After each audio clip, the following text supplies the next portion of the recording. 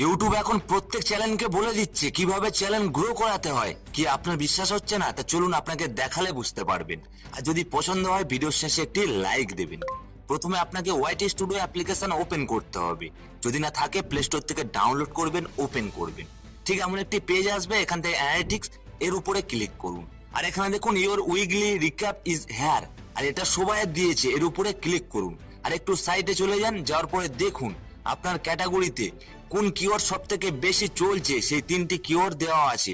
এর উপরে ইউটিউব বলছে আপনি ভিডিও তৈরি করুন, তাহলে ওই ভিডিও 100% গ্রো করবে।